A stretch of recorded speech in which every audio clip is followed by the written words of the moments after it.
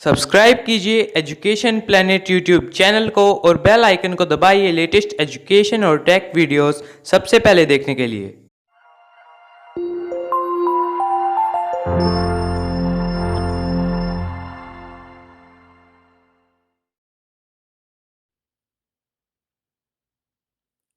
प्रिय विद्यार्थियों, स्वागत है आपका एजुकेशन प्लेनेट चैनल लाहौर पर। और आज के इस वीडियो में कक्षा 5 हिंदी विषय का पाठ 7 उसके प्रश्नोत्तर इस पाठ के हम करेंगे। पाठ का शीर्षक है बालक का स्वप्न। तो हम सीधे ही इसके प्रश्नोत्तर प्रारंभ करते हैं। इसका पहला प्रश्न है, राजा के प्रश्नों को किसने हल किया? इसका उत्तर होगा, राजा के प्रश्नों को बंदी मंत्री ने हल किया। प्रश्न नंबर 2 है, सेठ ने पहली बार स्वपन की बात बालक से कब पूछी? उत्तर होगा, स्वपन देखने के अगले दिन पहली बार सेठ ने बालक से स्वपन की बात पूछी थी। अब इसका प्रश्न नंबर तीसरा हम देखते हैं। तीसरा प्रश्न है, राजा ने मंत्री से कितने प्रश्न पूछे? उत्तर होगा, राजा ने मंत्री से 3 प्रश्न पूछे। प्रश्न नंबर 4, स्वपन का बालक पर क्या असर हुआ? उत्तर होगा, स्वपन देखने के बाद बालक दृढ़ निश्चयी होकर अपने लक्ष्य को पाने के लिए मेहनत करने लगा। अब हम देखते हैं अगले प्रश्नों का क्रम, जो कि वस्तुनिष्ठ प्रश्न है। इसमें सही उत्तर को छांटकर कोष्ठक में हमें लिखना है। प्रश्न है, सेठ ने उस लड़के से स्वपन की बात पुनः पूछी पर वह टाल गया। उस दिन के बाद से ही। अब इसका उत्तर क्या होगा?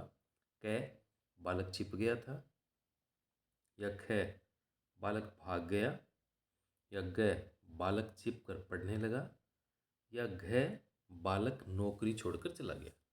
तो इन चारों में से सही उत्तर होगा, बालक छिपकर पढ़ने लगा था। अब अगला प्रश्न देखते हैं हम। अगला प्रश्न है, जमींदार ने बालक को बुलाकर कहा। क्या कहा? क, नौकरी छोड़ने को, या ख, काम करने को, या ग, बाजार जाने को, या स्वपन की बात बताने को। तो इसका सही उत्तर होगा, जमींदार ने स्वपन की बात बताने को बालक को कहा था। इसके बाद अगला इसका प्रश्न हम देखते हैं। रिक्त स्थानों की पूर्ति करें। अध्ययन, अकस्मात, साधारण, नौकर, सूझबूझ। अब हमें इनमें देखना है किस में क्या आएगा।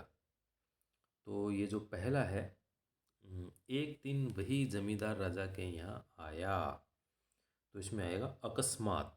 तो पहले मरेंगे हम अकस्मात।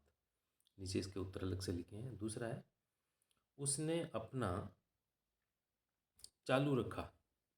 तो यहाँ हम लिखेंगे उसने अपना अध्ययन चालू रखा, पहले में आएगा यहाँ अध्ययन।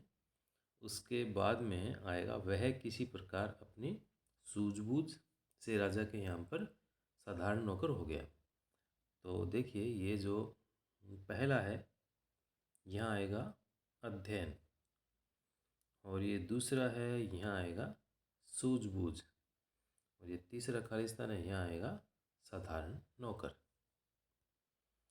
अब हम अगला देखते हैं प्रश्न। लड़के का स्वभाव कैसा था?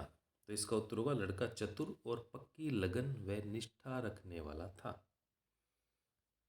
इसके बाद में नेक्स्ट इसका प्रश्न है, जमींदार ने बालक से क्या कहा? उत्तर है, जमींदार ने बालक से कहा, लड़के, या तो तू मुझे अपने स्वप्न की बात बता दे, अन्यथा आज ही मैं तुझे अपने यहाँ से हटा दूंगा। ये बात जमींदार ने बालक से कही थी। 5वां प्रश्न है, पड़ोसी राजा ने 2 घोड़ियों को क्यों भेजा? इसका उत्तर है, पड़ोसी राजा ने इस राजा और उसके मंत्रियों की चतुराई जानने के लिए 2 घोड़ियों को भेजा था। अगला प्रश्न है, राजा ने मंत्री को क्या धमकी दी? उत्तर है, राजा ने मंत्री को धमकी दी कि या तो वह स्वपन के बारे में उसे बताएं या फिर दंड के लिए तैयार हो जाएं। प्रश्न नंबर 7, अगला प्रश्न, राजा मंत्री से अपनी कन्या का विवाह क्यों करना चाहता था? इसका उत्तर है मंत्री की सूझबूझ और चतुराई से प्रभावित होकर राजा उससे अपनी कन्या का विवाह करना चाहता था।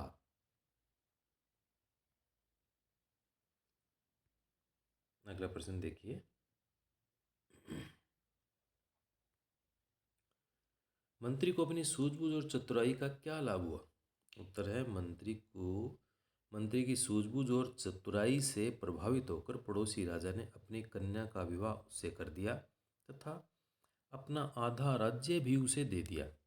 इस राजा से भी उसे बहुत सारी चल अचल संपत्ति प्राप्त हुई। प्रश्न नंबर 9, मंत्री राजा ने स्वप्न में क्या दृश्य देखा था? उसका उत्तर है मंत्री राजा ने स्वप्न में देखा था कि वह विशाल महल के सुसज्जित कक्ष में पलंग पर लेटा हुआ था। उसकी पत्नी उसके पास बैठी थी। कई नौकर उनकी सेवा में लगे हुए थे। अगला प्रश्न है, लड़के ने स्वप्न की बात सबको कब बताई? तो इसका उत्तर होगा लड़के ने राजा बनने के बाद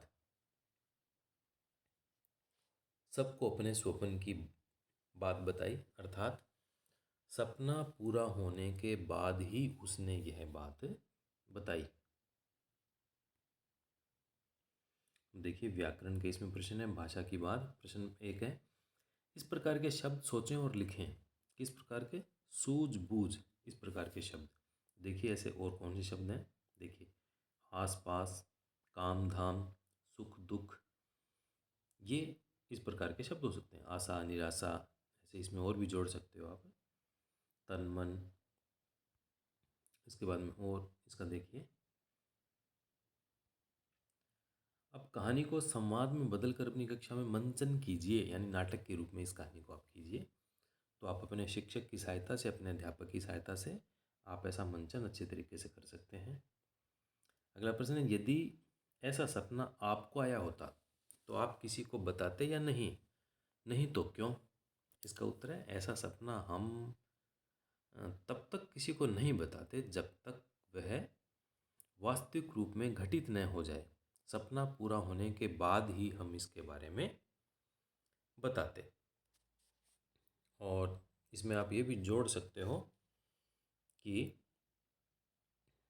अपने स्वप्न की बात किसी को आप नहीं बताते और लगन के साथ निष्ठापूर्वक कार्य करते हुए उस स्वप्न को सफल होने की दिशा में प्रयास करते और योजनाबद्ध तरीके से कर्म को करने से स्वप्न साकार हो जाते हैं। तो इस प्रकार से इस पाठ के प्रश्नोत्तर पाठ्य पुस्तक के हमारे पूर्ण हुए हैं।